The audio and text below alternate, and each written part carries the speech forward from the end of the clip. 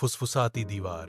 रेवेंटन के सुस्त गांव में धुंध भरे जंगलों और भूली हुई पगडंडियों से घिरा ग्रिमवुड हॉल के नाम से जाना जाने वाला एक खंडहर हवेली खड़ी थी। दशकों से परित्यक्त शहरवासी इसके बारे में बात करते थे। उसकी दीवारों से फुसफुसाहटें आती थीं, खासकर रात में। किसी की भी हिम्मत उसके पास जाने की नहीं हुई। कोई नहीं, तारा को छोड़कर। तारा एक युवा पत्रकारिता की छात्रा थी जो गर्मियों में अपनी दादी से मिलने आई थी। उसने सुना था कि ग्रीनवुड हॉल के बारे में अजीबोगरीब कहानियां, लेकिन उसे विश्वास था कि ज्यादातर बच्चों को डराने के लिए सिर्फ कहानियां थी। जब तक उसने खुद फुसफुसाहट नहीं सुनी। यह एक धुंधली शाम को हुआ, जब वह उगी हुई बाड़ के पास से गुजर रही थी। उसने हवेली की एक तस्वीर लेने के लिए रुक गई। तभी उसने सुना एक हल्की फुसफुसाहट, जैसे उसके कान पर सांस लग रही हो। मेरी मदद करो। वह मुड़ी। वहां कोई नहीं था। अब जिज्ञासा जल रही है उसके अंदर। तारा ने जांच करने का फैसला किया। अगली सुबह वह अपनी टॉर्च, एक नोटबुक और अपना कैमरा लाई। उसने जंग लगे गेटों को खोला और सड़ती हुई संरचना के अंदर कदम रखा। अंदर का वह उसकी कल्पना से भी बदतर था। धुंधले चित्र जिनकी आंखें उसका पीछा करती प्रतीत होती थीं, जाले छत से लटकते हुए फीते की तरह थे और दीवारें क्षय के साथ सांस लेती प्रतीत होती थीं।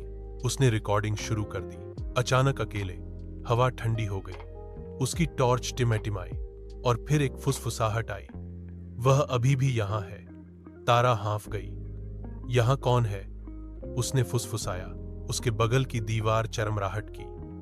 लकड़ी में धुंधला खुदा हुआ एक नाम था, एनाबेल, और इसके नीचे शब्द थे। वह कभी नहीं गई। तारा का दिल धड़कने लगा। उसने पास की एक मेज पर एक पुरानी किताब पलटी। अंदर एक पीला अखबार का कतरन था। स्थानीय लड़की अन्ना बेलेवरेन 12 ग्रिमवुड हॉल में रहस्यमय ढंग से गायब हो गई। शरीर कभी नहीं मिला। घर को छोड़ दिया गया। अचानक ऊपर एक दरवाजा बंद हो गया। तारा उछली। अपनी बेहतर समझ के खिलाफ उसने आवाज का पीछा किया।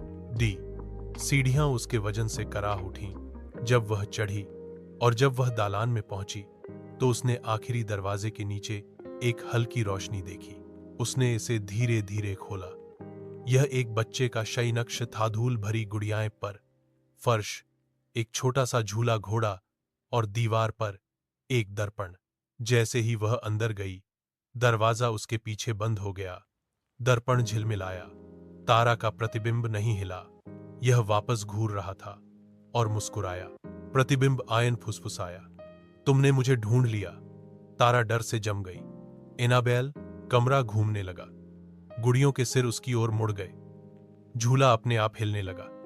दर्पण में एनाबेल का चेहरा दिखाई दिया। आरेड पीला, आंसुओं से सना हुआ और डरा हुआ।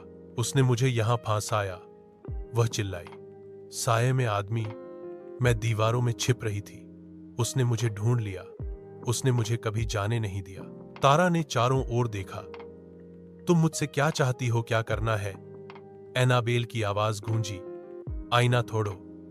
मुझे आजाद करो। तारा ने कुर्सी पकड़ी और आईना तोड़ दिया। टुकड़े हर जगह उड़ गए।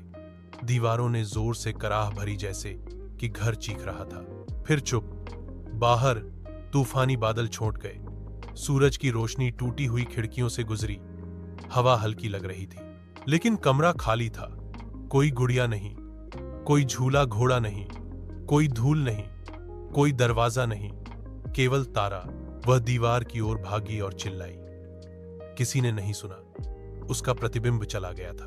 ग्रिमवुड हॉल के बाहर एक नई अफवाह फैली। एक लड़की अंदर गई थी, लेकिन कभी बाहर नहीं आई।